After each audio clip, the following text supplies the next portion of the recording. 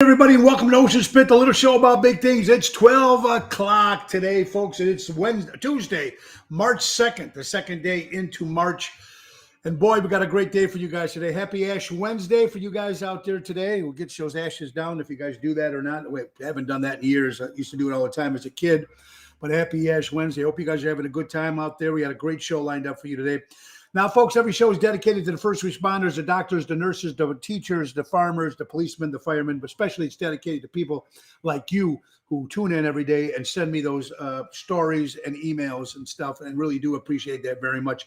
Check the website, TonyOceanMusic.com. To book a show, give us a call at 847-769-8609. Now, every show, ladies and gentlemen, is brought to you by Airtight Windows. Bottom of the screen, Airtight Windows Siding Specialist, family-owned for 30 years for honesty and quality. Do it right with Airtight. Give my buddy Lou a call at 708-788-5000, ladies and gentlemen. Don't forget Don Esteban Cigars out of Tarpon Springs, Florida. Javier will he will just hand roll those cigars for you. What are you looking for? Either it's the Tony Ocean cigar or any cigar that you might smoke, and deliver it right to your home, folks. 727-366-7536. That's Don Esteban Cigars out of Tarpon Springs, Florida. Folks, don't forget to check us out on Twitter. If you don't, if you're not on Facebook or you like Facebook, don't forget Twitter and YouTube. Subscribe to the channel, folks. Let's not forget Trico Hair Experts doing their hair right. They're Angela, Anthony, and Carmela from Rosemont, Illinois. Family-owned Trico Hair Experts. Forget the hats, the combs, the pullovers, and all that stuff. Comb overs and try to get your hair. Get it done. They do a great job. Give them a call at 773-999-7888. Now, we got an incredible show lined up for you guys. But before we do that, folks, let's say hello to a few people here. Richard Hamlin, how you doing? Luann, hope you're great. Finally get to see you on Saturday. Hope you're feeling better. Santa Barbara, New England watching. We have Las Vegas, New York, New Jersey. Our friends from Iowa, how you doing? Carol. Santa Barbara, California. Kathy, I hope you're doing well. Ocean Spit, it's almost showtime, folks. So you know what that is? It's go, baby. Good afternoon, ladies and gentlemen, and welcome to Ocean's Pit, the little show about big things. And now, your host, Mr. Tony Ocean.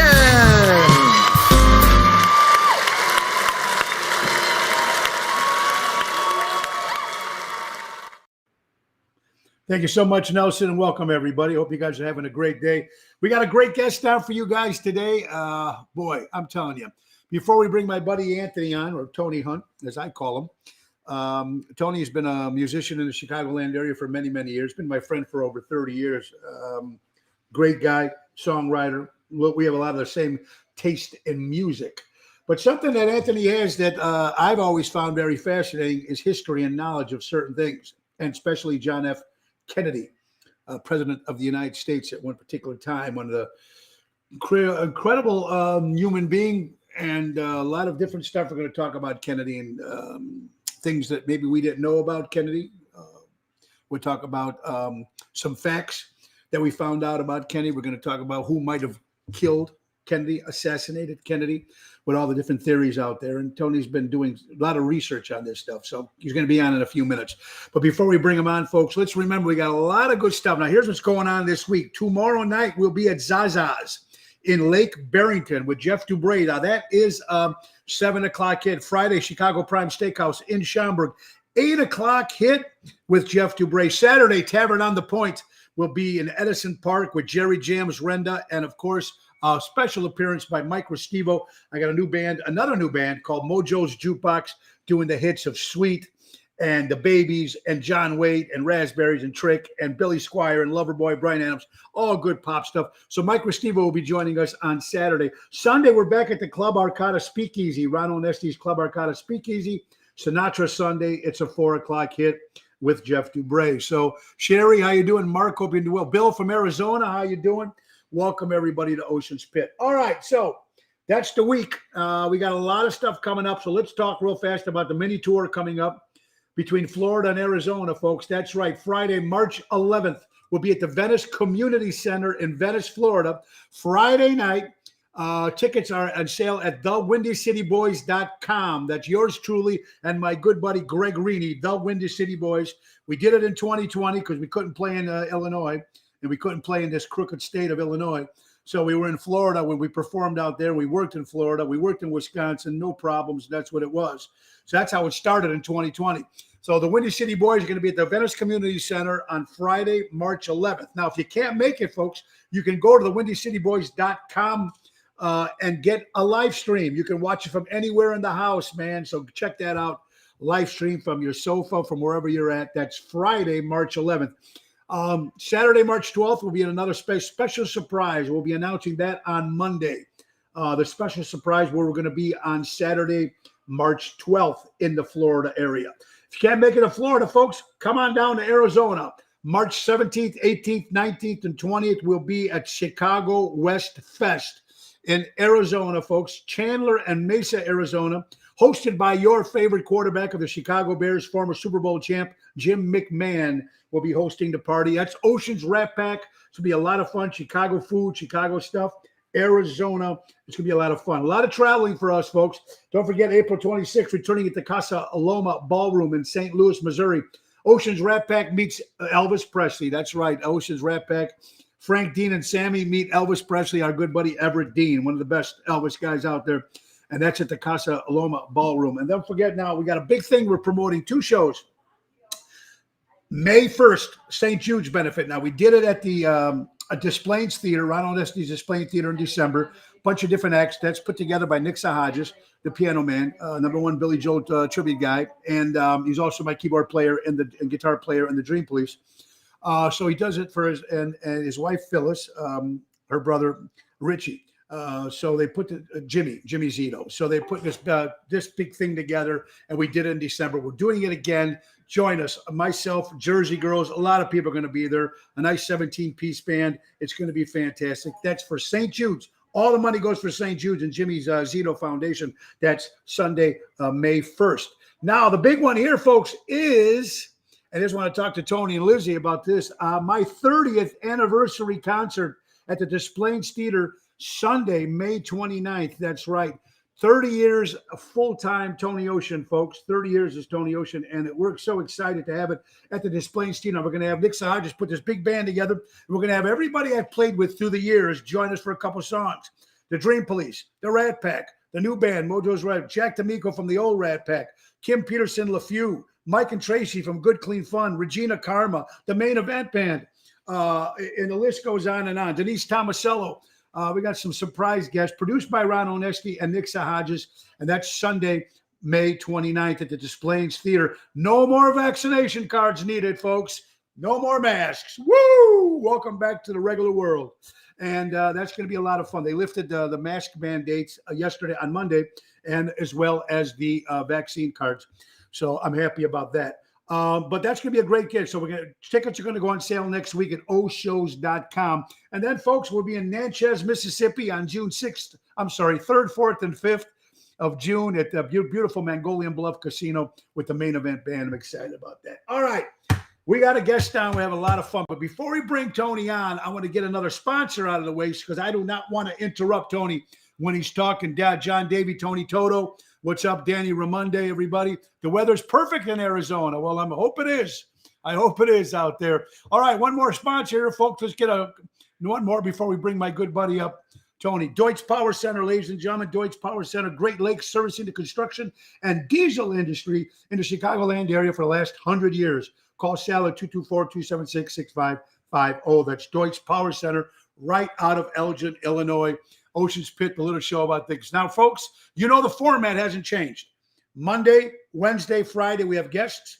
Tuesday is Call-In Tuesday. Thursday, my lovely co-host, my lovely wife, Thursday, Laura, will be with us tomorrow. And Friday, my guest, James Paul Lynch. Not only is he with the Jenny James Band and the Rick Lindy and the Wild Ones, but he's been the George Harrison in American English for many, many years. He plays George. So he's going to be our guest, James Paul Lynch, this Friday on Ocean's Pit. All right, so we told you the schedule for this week. Make sure you go out and support local establishments and live entertainment.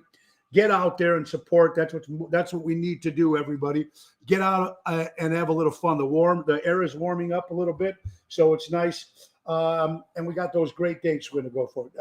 So we're excited about that. A couple new places. Wednesday, March 9th, will be at Amazon. a restaurant in Lombard, brand new place on a Wednesday. Going back to Positano's on the 16th in Oak Brook.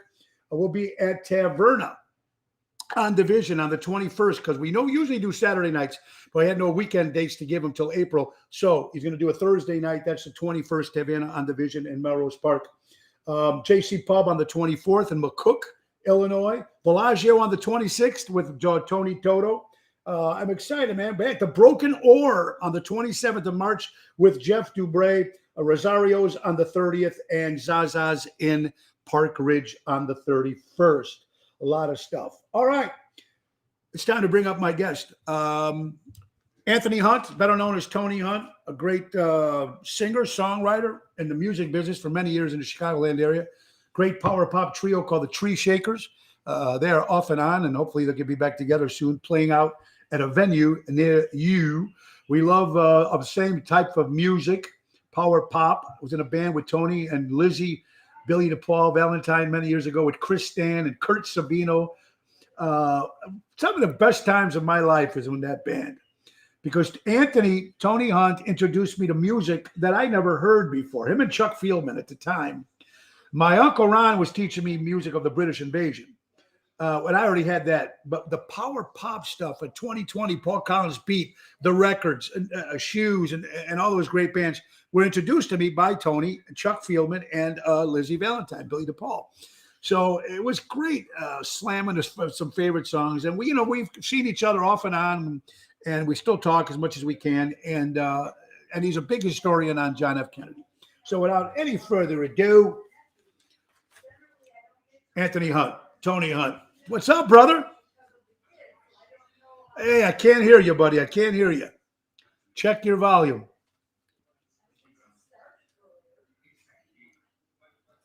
No sound, my friend. I'm up all the way on my end. I'm up all the way on my end.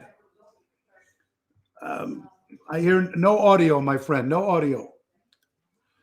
We're trying to get Tony Hunt connected here. Maybe you want to kick out and get back in again, T. Try doing that. Get out and kick back in again. Tony's going to try to fix his audio problems that we have. My good buddy Anthony Hunt will be on. We got some audio problems. He's going to fix that and be on. So I hope you guys stick around. It's a great show, so we'll get him back on again. We're going to be talking about John F. Kennedy. But before we do that, when Tony tries to get back on again, couple things, folks, here. Let's remember this date, March 2nd, 1983. 125 million viewers watched the 250th last episode of the TV show MASH. 125 million people on MASH on CBS when they say goodbye at the very end. It's probably one of the best endings of TV show sitcoms. I mean, there's been a lot of them out there. Great endings, like the Bob Newhart one with the one when he was at the hotel. Newhart, and when he wakes up with Suzanne Pleshette, still thinking that the whole hotel thing was a dream. So there's a lot of great endings, but that one was MASH. Anthony Hunt, Tony Hunt, supposed to be on here, folks. He had a little audio problem, so hopefully we'll be able to get him on right back on again, ladies and gentlemen. All right, let's see. Let's try it one more time. Anthony Hunt in the house. Tony, say hello. There it is. There we go. There you go, my brother. Yes, not dead. Not dead. That's okay, pal. I'm glad you're there. Albert, how you doing, my Arizona? Dude, I mean, look at me. I got white hair and a beard. I'm 100 years old, and I watch my children run circles around me. Didn't you know this, Dad? Didn't you know this? No, because I just play the guitar and write music. Anthony, it's all in your head. Age is nothing, my friend. Age is nothing. Number one, before we start off, my friend, how are you? Well, I'm kind of like living the distant near exoburb life out here out in Streamwood. And I have a lot of time, been writing a lot of new songs. I took a guitar that you might remember very well. You remember that beat up Ovation that Lizzie and I used to write songs on all the time? Well, I brought it back to life again. And it's got to be capoed to the second fret because the crap's being out of the frets. So, so I said, well, at least it's in my vocal range. So I've been writing, kind of like going back to the beginning again and writing power pop stuff and looking to do some kind of work with Lizzie and possibly, Jim Bashaw. Yeah. To do the first Tony Tony Hunt record or the last Tree Shakers. I have no idea. So I'm going to be Well, 63 in May, man. It's like I'm getting up there, and it's like getting a little hard to get out. I walk 2 miles every day, take care of my health, keep my mind clear, have dinner with my ex-wife, my son on Sunday, and talk to my therapist on Tuesday, and tell everybody else to go, on there the you other. go. Well, then things haven't changed, and things haven't changed all these years. It's still good. Anthony, you've always a lot of history. You call me Anthony. I'm going to come through the screen and smack Okay. you. Well, on your Facebook page, it's Anthony, even though it's I do that Tony. to So I'm going to call you myself. Tony. Tony. All right, Tony. I do that Real to fast. myself and my Before- brother. Anthony. Yeah, Anthony, before we start talking about Kennedy, folks, do you realize, since we love power pop and we love the Beatles, the Abbey Road has been on the Billboard charts, Tony, to 450 weeks. Is there any 450 weeks on the Billboard charts. surprise there for one reason? More careers for more bands that we know and understand, including ourselves. I remember I was 1963 when the Beatles showed up in '64 on the Ed Sullivan Show. Yeah. I was barely 5 years old, and my sister's like, "Come here, you got to see this," and I'm wearing this for you to get my Sun Records T-shirt on here for you. There you today. go, man. Very cool. Very cool. And I remember sitting there watching it, some people it just went right over their heads. For me, it was like when Lennon said he went in to see Elvis. He said, I walked in to see Elvis, and I see him up there on the screen with a greasy head and sideburns and stuff, and going. I said, "That's a good job," and that's what I thought. And 2 hours down from me was Dan Fogelberg. Dan Fogelberg was my neighbor. He went out with my middle sister's girlfriend, and he was in my house all the time. My parents, first guy I ever saw with hair to here, wow. Yeah, sure, back then. He played in a band called the Coachmen, and the other big band in Peoria on East Peoria at that time was Suburban 9 to 5, whose guitarist contained a young Gary Richrath from REO. Wow. Who later went on to join REO Speedwagon. Yeah, they were in my house all the time as kids, because being band rivals back in those days didn't mean you were some kind of jerk, or you kind of like was male strutting, kind of check out the competition. And they both bands wrote some great songs. And yeah. I was just starting to get into the guitar at that time, and these guys were showing me my first chords, and I'm just like, and years later, my sister, I think, it talked to Dan Fogelberg, and I'm not really 100% sure on this, but he was in his last year or so of his life because of prostate cancer. And he said, "What's your brother doing?" He says, "He's playing music." He says, "I'm not surprised." Yeah. You know what it's in you. It's in you. Which gene is it? This one or is it this one? Yeah, absolutely. Well, you know what, man? But it's amazing that Abbey Road, that record is still 450 weeks on the Billboard charts. It's just amazing. Well, for me, how I feel about George Harrison. Okay, George Harrison was my hero. He said, absolutely, it's like they filmed Paul and us having a row. So much for this get back nonsense. It's like when they talked to Michael Lindsay Hogg about, so that's a nice job Pete is doing, but let's remember I shot the film. And when we saw that, I saw that film for the first time a week after it came out. Sure. With 3 friends of mine, we were all bummed out. We went up there, and that's the reason why the movie was a bummer. It was about the Beatles had broken up, and and it's like, what are we going to do now? Well, I met an idiot friend of mine named Paul Gullivis, a red-haired, freckled face, his face looked like where we'd landed on the moon type of situation. All right. But this guy had the best music that I'd ever heard, and I got hit on that about 72.3. He played me Raspberries. He played me Badfinger. He played me. Badfinger was on the radio, so Raspberries, but he played me the entirety of the records. And I was sort of like, I said, wait a minute. I'm not listening to Led Zeppelin stuff. They're all great bands. I'm not knocking them. Yeah, right. I don't care. They're great bands. I never was into Zeppelin stuff. I got right into that power pop, and that was great. You watch Ocean's Pit. My favorite memory of you is, I think musically, is like when we were sitting there listening to the Undertones, and you were like, "There comes a summer." Here comes a summer. Yeah, it's like that. Great stuff, man. We were watching Ocean's Pit, the little show about big things. Our my guest from the Tree Shakers, Tony Hunt. And besides talking music, and we'll get back to that before that, we're going to get to some John F. Kennedy stuff. Now, I know, Tony, I'm going to throw some stuff at you that are facts, and tell me some of your opinions on this. But one big thing, folks, people realize that in Illinois, he beat Nixon by 50%, and Nixon was 49.8%. The total was 49.7%, and Nixon had 49.5.1. He barely beat him as the president of the United States. Now, we know that with a little help from our friends, as we'd say here in the Chicagoland area, with Sam Giancana and the unions. And well, the unions are not a disputed thing. Kennedy was a Democrat. The unions tended to vote Democrat. How much Sam Giancana and the mob had to do with Kennedy getting the vote? Maybe, maybe not. It was 180,000 votes. It was the slimmest margin in United States history. Okay. Well, I'm gonna tell you something. I'm gonna tell you something, Tony. My dad voted 4 times for Kennedy. Well, it's Chicago, Mo. I mean, Chicago. Chicago. With Chicago, yeah. So interesting that he won by then. And then, of course, the story supposedly that Joe Kennedy went to Frank Sinatra, friends, and Frank supposedly went to Momo, Mr. Sam Giancana, and hopefully that they were thinking that when Sam Giancana supposedly what we're hearing. Let me stop you for a second. Yeah. Before we get any further, the whole story with Judith Exter Campbell being introduced to Kennedy by Giancana, that is all BS. All of it. Okay. All right. Fabricated completely.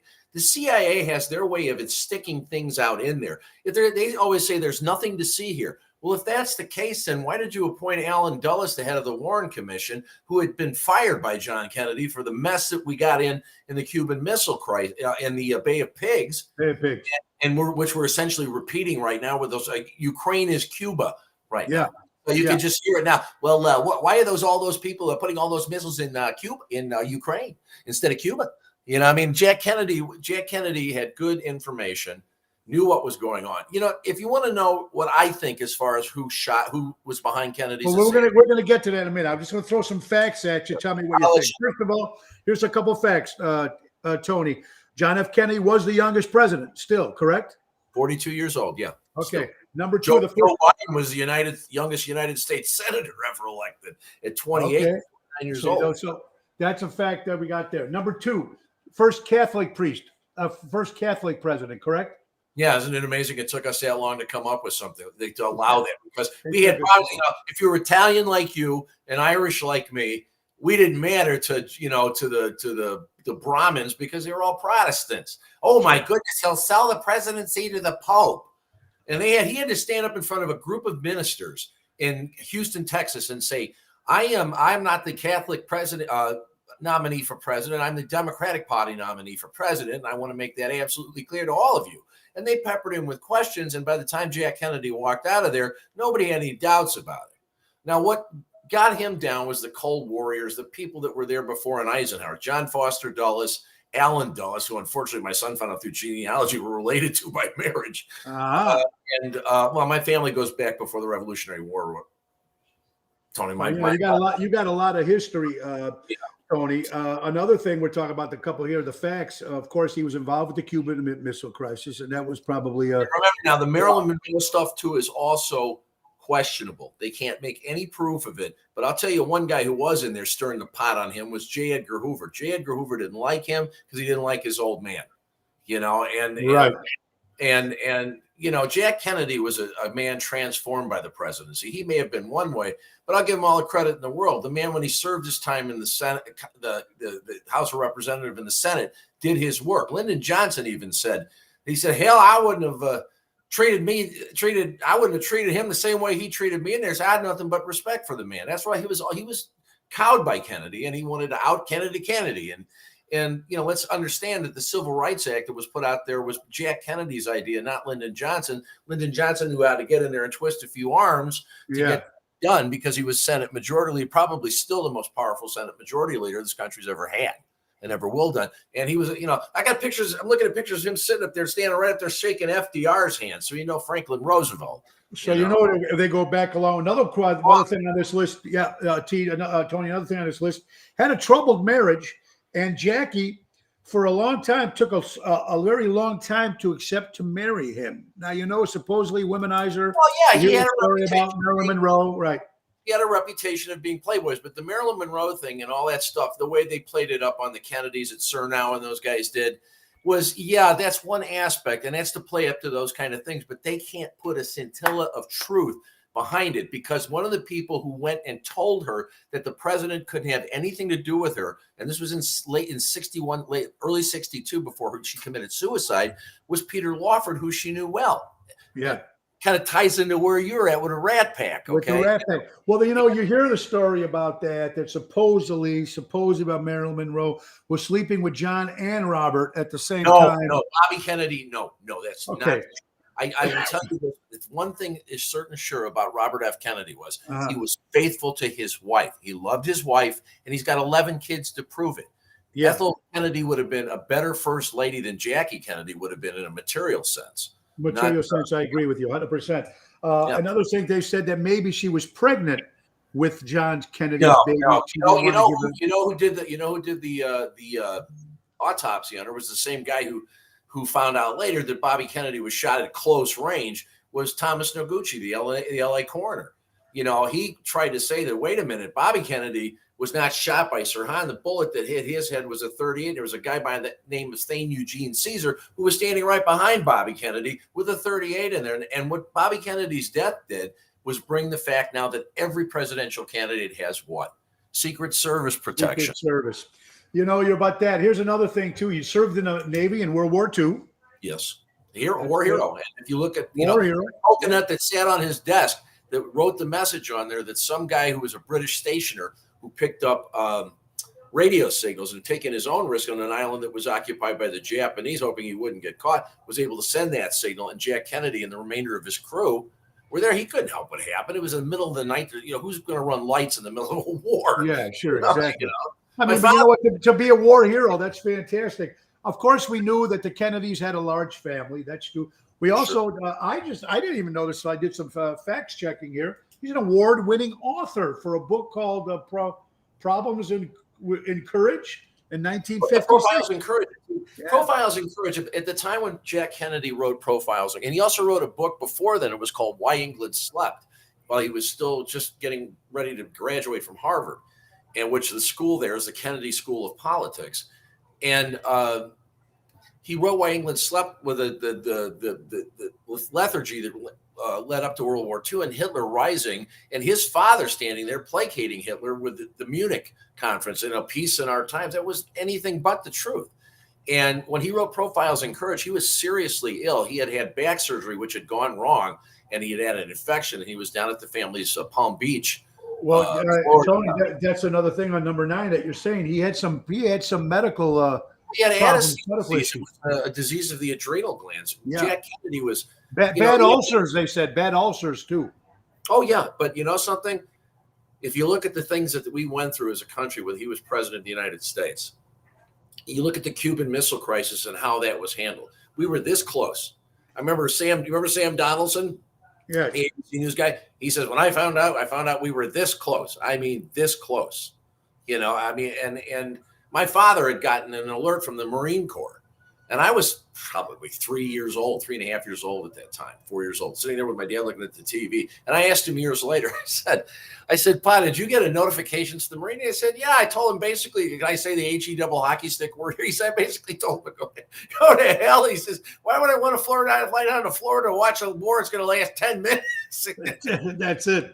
I wouldn't tell anybody about it, You're watching Ocean's Pit, the little show about big things, folks. Our good friend Tony Hunt, great musician in the Chicagoland area, and a big historian with John F. Kennedy. We're talking about him, especially it's so similar with a lot of stuff are going on right now. I'll give you a brief synopsis on how I got involved in this. I, like anybody in the 70s, couldn't believe the Warren Commission and what they put out, the single bullet theory. What nonsense. If I used the language I want, it would be a lot more descriptive. Cyril Wecht, who is one of the most respected forensic pathologists in the United States at 91, is still saying there is absolutely no way that those wounds discussed as we see there have anything to do with that assassination. He says, and so eventually I want to see the Warren Commission put right next to the Gulliver's Travels and Swiss Family Robinson where it belongs. It's a nice story, but it's not the truth. It's not the Jack truth. Kennedy was hit by multiple bullets. Jack Kennedy was hit from a bullet from the Daltex building that hit him in the back.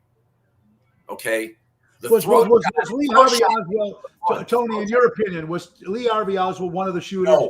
No, absolutely not. Remember when they shuffled him into the room and he says, "I'm just a patsy"? That's Yes. exactly what he was.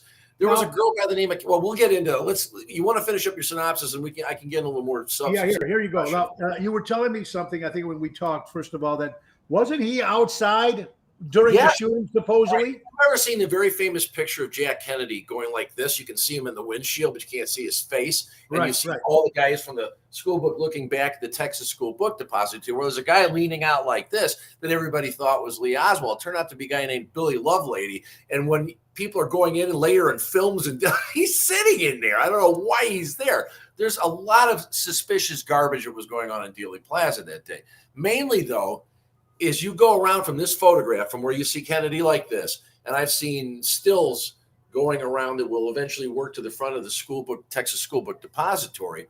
There's a guy standing there in a black shirt with another shirt underneath it that was Lee Oswald about the time Jack Kennedy was getting a bullet. Now, he was supposed to be on the 6th floor. There was no way. The elevator was down on the bottom, and the guy who was up coming down from the floor above him, black fellow, I can't remember his name, I think it's Clarence something, had been just finishing eating, and he said, Lee said that, he says, "I'll be going down right after you. He says, just leave it here and I'll take it down." Well, there was two girls named Victoria Adams and Carolyn, I can't remember her names. There's a book about her. It's called The Girl on the Back Stairs. Now, if he pulled out 3 shots, if you ever notice, those shells are like this. 1, 2, 3. Anybody, if you ever shot a gun, shells go where they want. They don't land like that. Okay. There were guys in the Dallas County Jail who could look directly into the 6th floor area, said they saw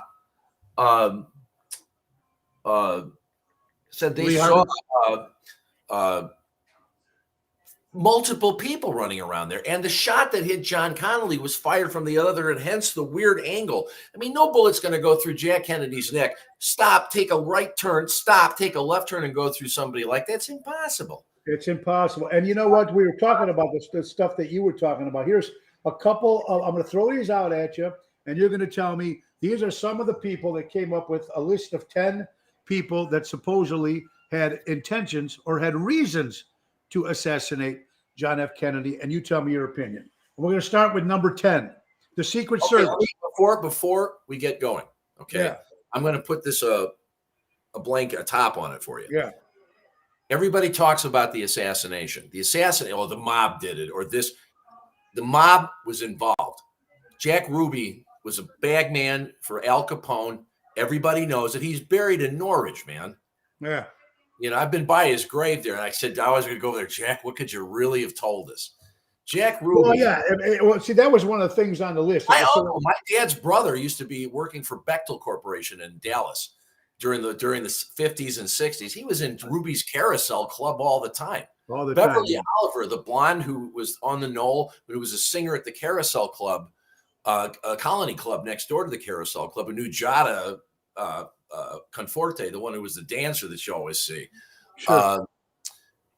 Used to come down there. And my uncle said, "Yeah, I saw her all the time." I said, "My God, I wonder if he saw David Ferry and Lee Oswald in there." David Ferry, the one they might have been in there too. And I asked Beverly Oliver. I said, "Were they in there, Beverly?" I said, "We are friends. We've been friends on Facebook and talked for 10 years with each other. Merry Christmas. You're always inviting me to November in Dallas, which is where all the conspiracy theorists, as they like to call us, get together. It's more like conspiracy uncovering the facts theorists." Said that I said, "You walked in there." I said, "Did you see Lee Oswald in there?" She said, "I saw Lee Oswald in there with David Ferry." So two of the strangest fellas I ever see. Ferry had these eyebrows that looked like they were stuck on, and Lee Oswald was very nervous and looking around and stuff like that. There was something more going on there. Now, when he was down in New Orleans, Jack Ruby, looking for talent, he was in New Orleans a lot. That's where Jim Garrison found out the Oswald right. story bigger. He was in the land of Carlos Marcello. Okay, he was the one that got a stone in my shoe, and we're gonna, and it's really funny too for the guys who were supposed to go down and testify to the House Select Committee on Assassinations in '78. Johnny Roselli ended up in a garbage in an oil can. After that. Yeah, you know what, Tony? Can I just stop you for 1 second? I want to say hello to my friend Diane. Hi, Diane from the Jersey Girls. Hope you're doing well, Diane. You got to private message me, hon. I want you on this show. Our good friend Diana, how you doing? Of course, my buddy Jerry Jams. All right, Here's what I'm going to do for you, T. I'm going to throw stuff at you, and you're going to tell me what you think. Number 10, Secret Service. Were they part of it? Well, there was the Secret Service as part of the Treasury Department. The guy who was the head of the Secret Service that day had not put too much into it, of the trip down there. There were supposedly guys in Fort Worth the night before drinking on duty, which is absolutely forbidden by the Secret Service. And supposedly at the hotel that Jack Kennedy and Jackie Kennedy were staying at, the only people there that were able to guard them was the front night man, a off-duty fire department guy, and somebody else with a gun. They were derelict in their duty. Abraham Bolden, the first black Secret Service man who ever served on the Kennedy's detail, requested by Kennedy himself, had gone back and reported what he thought he had seen. All of a sudden there was identification changes less than 2 weeks before the assassination. All these strange things happened. You know what he got for his trouble? He got 5 years in Leavenworth on a trumped up charge. He's from Chicago. He still lives here. A trumped up charge of being involved in a counterfeiting app. There was supposedly going to be an attempt on Kennedy's life in Chicago. We heard about that too. He was another three named assassin: Lee Harvey Oswald, David Atlee, or some David Rudy something or other. It was like, it's like you could see that somebody was planning this. And well, look at all these people that. Well, we're looking at people get into the meat. Okay, no, you got it, and that all the documentaries. I mean, number 9 on this list was a military industrial company. Oh yeah, they might have had something in wanting Kennedy gone. Here's a little tidbit on the communications from the White House room on the way back as Air Force One left Dallas and returned back to Washington. Supposedly, from what was being heard from one of the navigators or the chatter that was going on in the cockpit, was the guy talking to them, telling them to get this thing on the ground and get the body to Bethesda was none other than Curtis LeMay, who was the head of the Air Force and one of the members of the Joint Chiefs of Staff. So what you had here, Mo, was essentially a coup d'etat, an overthrow of the American people. They want to go stand with their balloons. I don't believe it. So you have to question the America you live in and the things that we've been experiencing since 1963. It teaches you a little bit about other ones like 9/11 and things like that. I feel bad for all that there, but if you look into the things, there's a lot of like dead enders and question marks that lead to more question marks that lead to more question marks when something that terrifyingly simple should be that terrifyingly simple to explain. And that's the thing that's driving people. And here's another one, number 8, Tony, with Russia doing what they're doing right now. Number 8 on the list said Russia has had something to do with Kennedy. No, there was documents that showed by the KGB that were unearthed during the 90s after the fall of the Soviet Union, and the Russian intelligence at that point had changed names and were making these files available from people that were spying on Oswald, and Oswald was being sheep-dipped. Oswald was approached, his mother was approached by a young CIA agent by the name of David Atlee Phillips, okay? David Atlee Phillips was another guy like E. Howard Hunt, who my father was mistaken for because they have the same initials. I got it, sure. My father ended up in the Chicago newspaper screaming, like it's just a language, always putting a flare pen in your pocket without the cap on, looks like somebody shot you type of thing, And Atlee Phillips was recruiting people for false defector programs. And somehow he convinced Oswald's mother for it because she was an opportunist. Oswald's mother was from a low-life type existence. Sure, right, exactly, right. And it wasn't Lee's fault, and years later, there was a guy who was involved, Antonio Veciana, who was a Cuban who knew Atlee Phillips really well. He was a CIA station director in Mexico City when Oswald supposedly went there, which he never did. That was another BS story cooked up to throw another kink or another gear into it. But Veciana said that when he was in the Daltex building meeting about 2 weeks before the assassination, in the Daltex building, and he swore on this to James DiEugenio. Jim DiEugenio is a LA professor who teaches high school, and he wrote the screenplay for Oliver Stone's recent 30th anniversary JFK Revisited, which I recommend. Great documentary, by the way. Great documentary. Well, Tony, you got all these great the two guys that are Douglas Horn and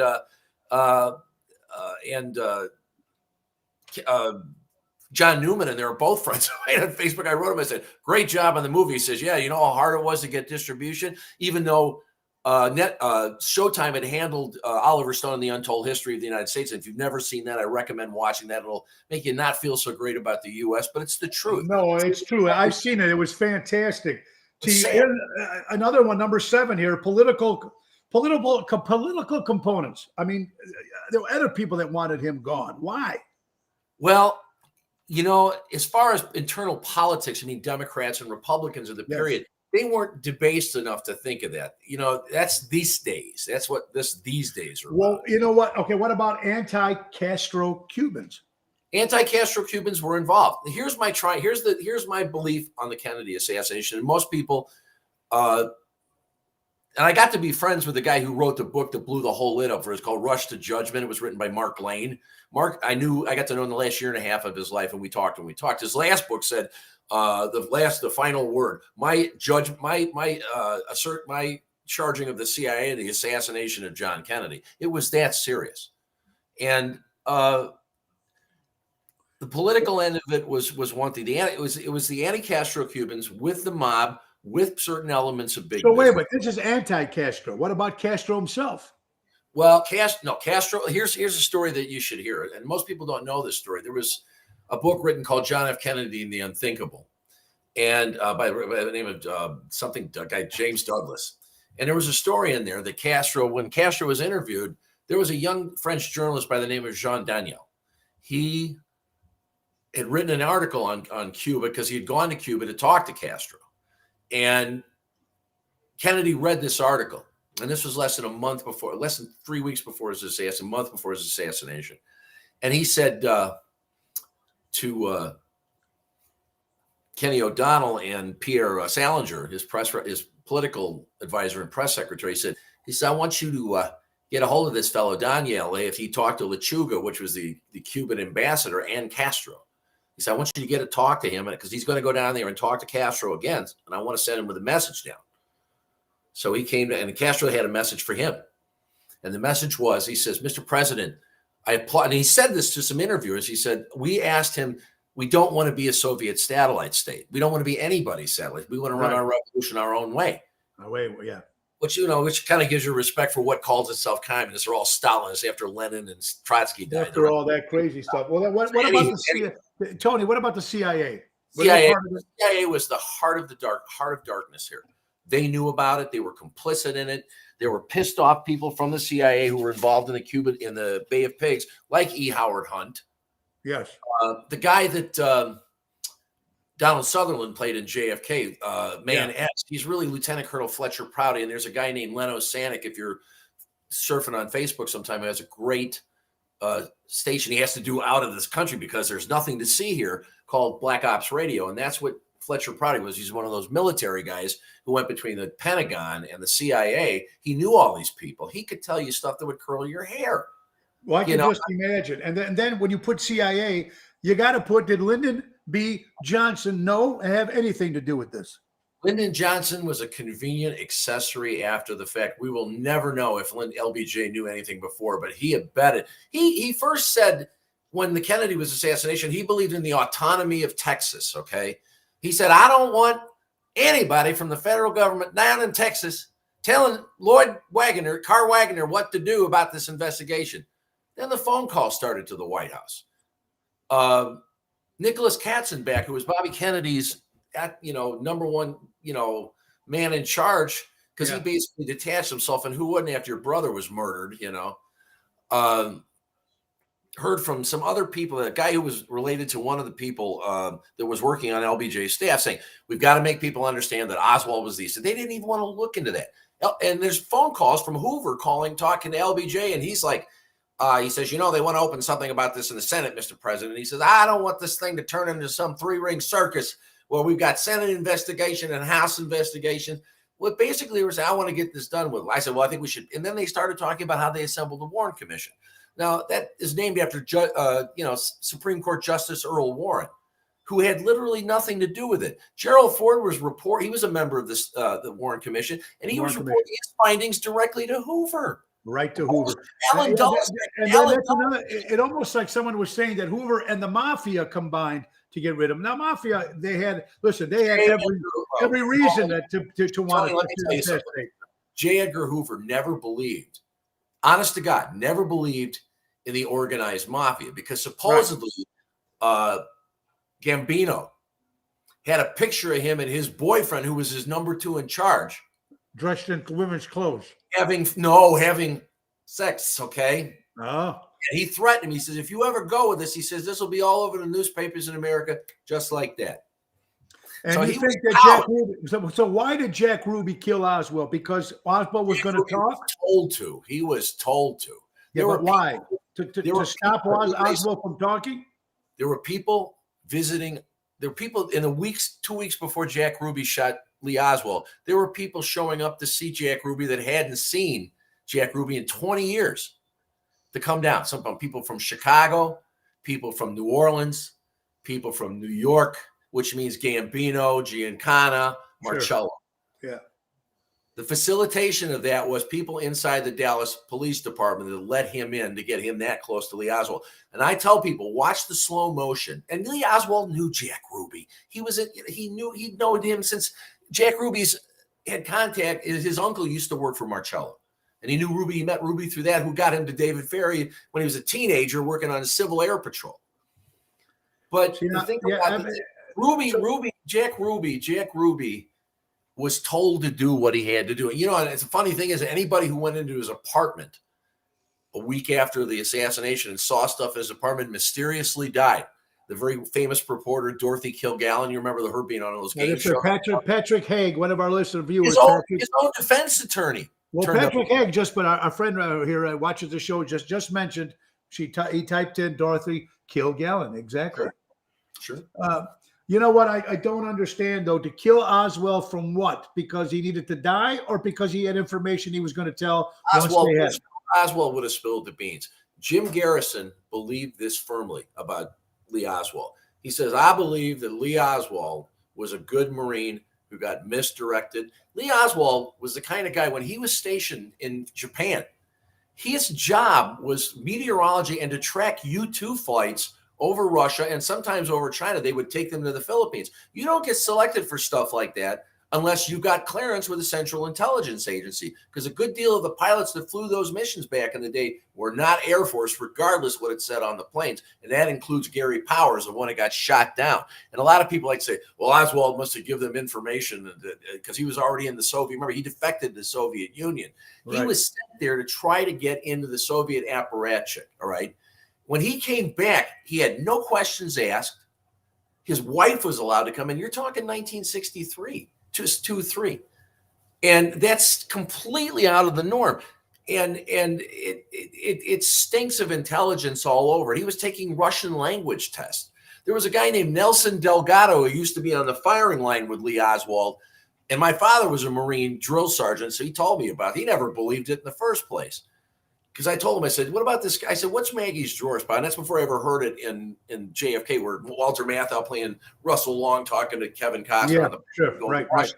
He said, you know what Maggie's Drawers is? He says, when you got in a profanity idiot on the line who couldn't hit a cow with a tin cup, okay? And he said, every time I knew where Lee was because the pink flag kept going up.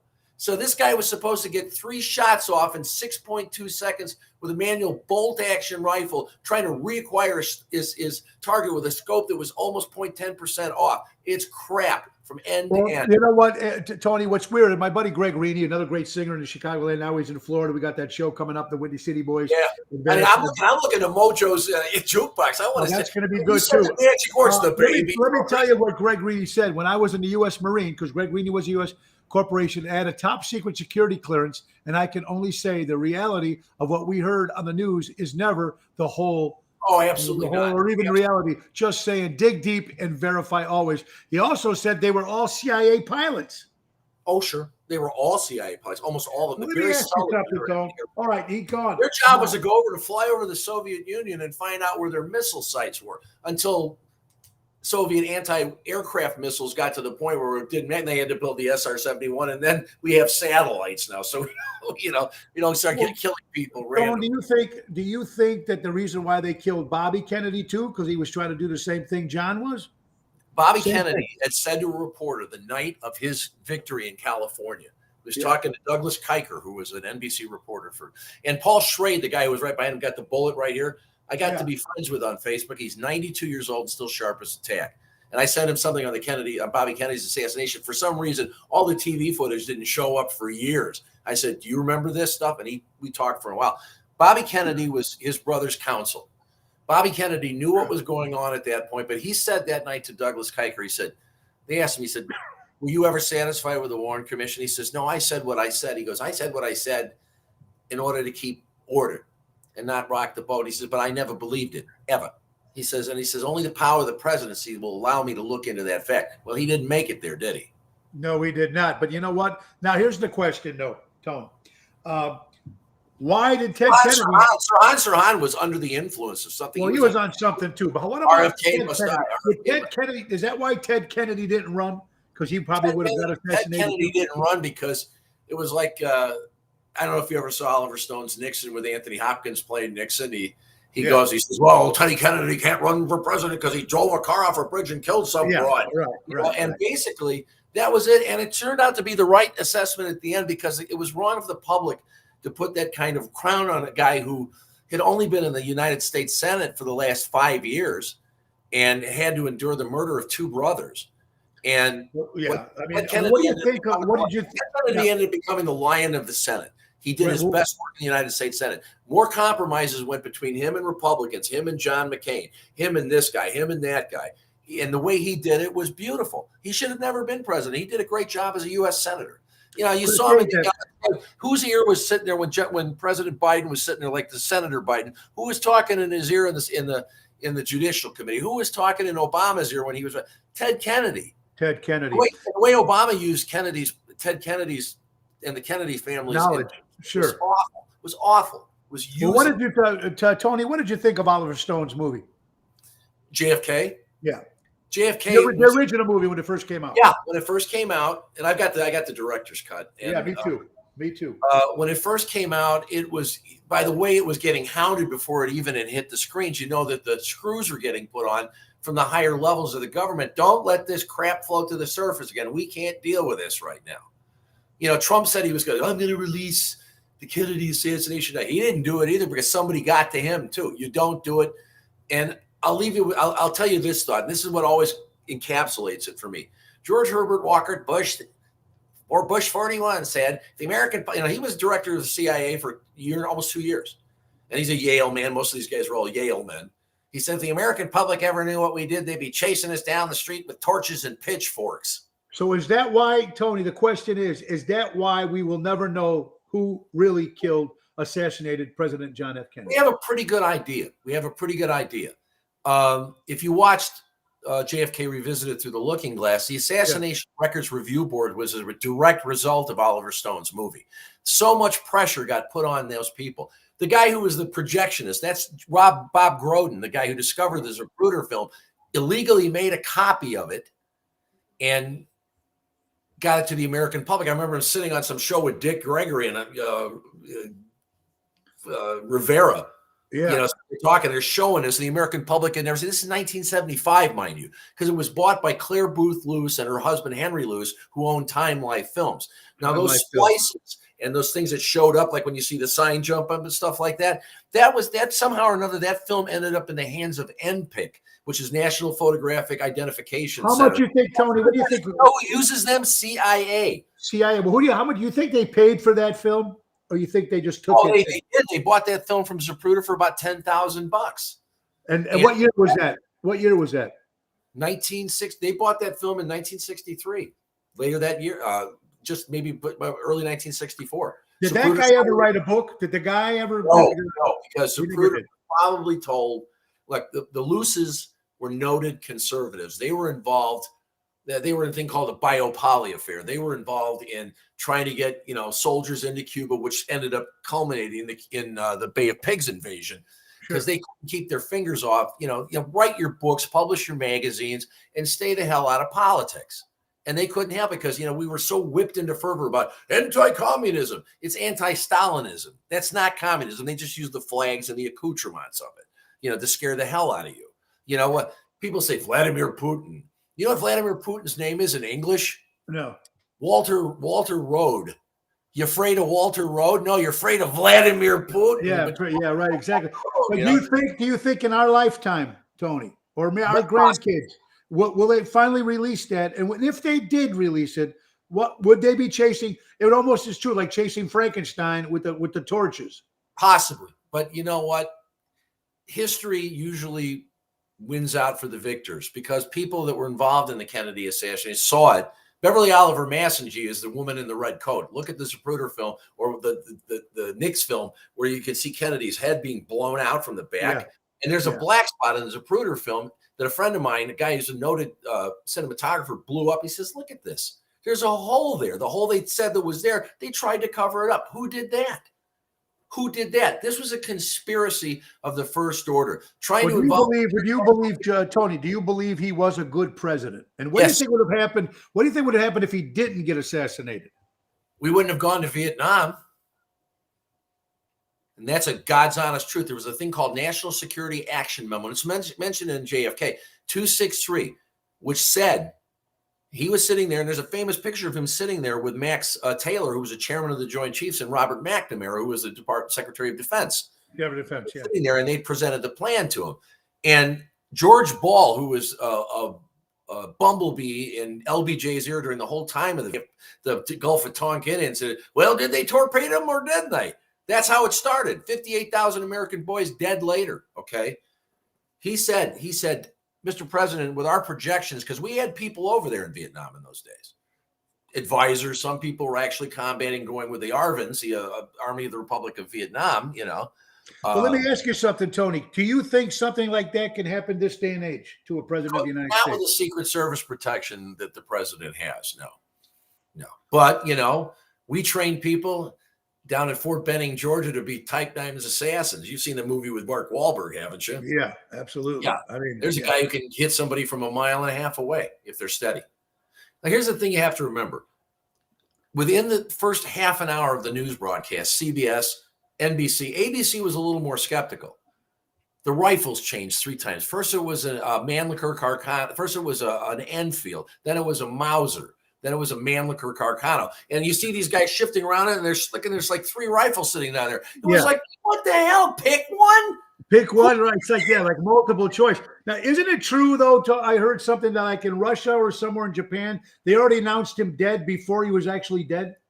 Well, what happened was that Fletcher Prouty, when he was in New Zealand and he sat down there, he saw a newspaper. He says, this was a full 7 hours before Oswald was booked. It was arraigned. He says, how could and they have a complete story on it? He says, and he said in the movie, he says, this doesn't make sense. This sounds like a black ops story that we were putting out. And he talked about it when he was walking with Garrison before Garrison Kevin Costner walked to Kennedy's grave, which they actually filmed that. He said something wasn't right about this. He said, we had called down to Texas for Fort Sam Houston to have additional people on display. Somebody had told them to stand down. Who told them that? The phone system went out in Washington between the hours of 12 and 1 o'clock when the assassination took place. Half the Rusk and all these other guys were in the other Air Force too, flying out of the country to Japan to get them off the streets, get them out of there, to take the perception away of what was going on down there. This was carefully planned. The guy, when you see when he walks into the room and you see his nameplate covered up, that's I'm trying to remember his name, but his name. I remember the name. I remember the name being covered up. You know who convinced Stone to cover that up? A guy who worked for him when he was an analyst at the Defense Department. A guy by the name of Daniel Ellsberg, who published the Pentagon Papers, which basically was trying to also put Kennedy to the same fire as LBJ and Eisenhower and the people who did it. That shows you how deeply intertwined this was. If this wasn't political, we have had a history in this country of lone assassins. Sure. Some of them easy to prove, other ones not easy to prove. Right. But this is a murder. This is a murder mystery that somebody put not long ago. As murder mystery goes, eventually they're solved. This one gets deeper every year. Are they waiting for everybody involved to die? Pretty much, yeah. History wins in the end. Time wins in the end, and still to this day, though, when the American public is polled about it, it's still better than 75%. Up 75% of the American public believes there was a conspiracy. So that means right there at the very bottom line there, the American public is telling you that there was a conspiracy. And of those people who believe that there was a conspiracy were people who were of the mind that that conspiracy was hatched within this country because Jack Kennedy was making too many changes too quick. Oh, you're giving all the rights to the you-know-whos. Yeah. You're doing, they're doing, it's like only things that, I remember when Kennedy sat there, I remember this as a kid with my mother sitting there because I asked my mother once, I said, I know Daddy voted for Nixon. Who'd you vote for? She go, oh, hell, I voted for Jack Kennedy. You met my mom. Do you think that John Kennedy Jr.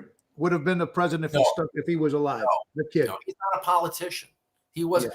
Neither was Jack Kennedy because Joe Kennedy, his Jr., his older brother, was supposed to be the political standard bearer for the country, the family after he came back from the war, but he died. So it immediately passed to Jack, as it passed to Bobby, as it passed to Ted, who becomes the head of the family. And so on and so on. Senior had the stroke in '62. I got to interrupt you for a second, Tony. Ocean's Pit, the little show about big things, everybody. My good friend, Tony Hunt, the guitar player, vocalist, songwriter for the band. Tree Shakers, a great band. We're almost we're out of time, but we got a couple things. We got to get our sponsors in. Hold on, these people pay the bills. Let's thank for our good friends Portillo's.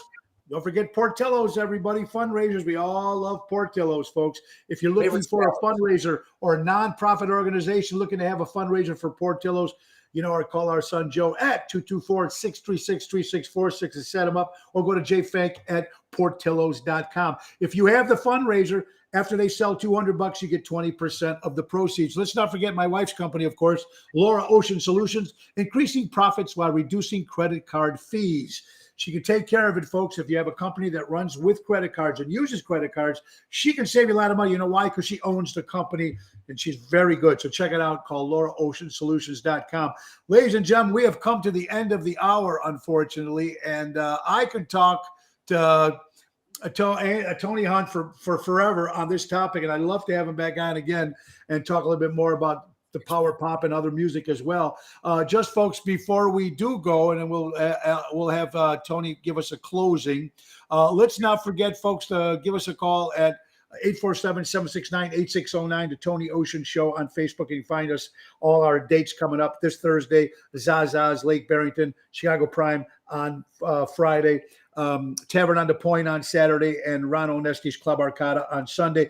Don't forget, we'll be in Florida on the 11th of March. The Windy City Boys tour starts in Venice, Florida on the 11th with my good buddy Greg Reedy. Tickets are on sale at thewindycityboys.com. And if you can't get to Florida, buy it on live stream. Check it out, thewindycityboys.com. And don't forget, we'll be in Arizona on the 17th, 18th, 19th, and 20th with Chicago Rat Pack Oceans Rat Pack for Chicago West Fest. Get tickets at Chicago West Fest. And Tony Ocean's 30th anniversary party is going to happen at the Des Plaines Theater Sunday, May 29th. Show's going to be going. Tickets on sale next week at oshows.com. We're going to have a lot of special guests. I'm going to try to get Deanna and the girls to show up too, because they're fantastic, the Jersey girls.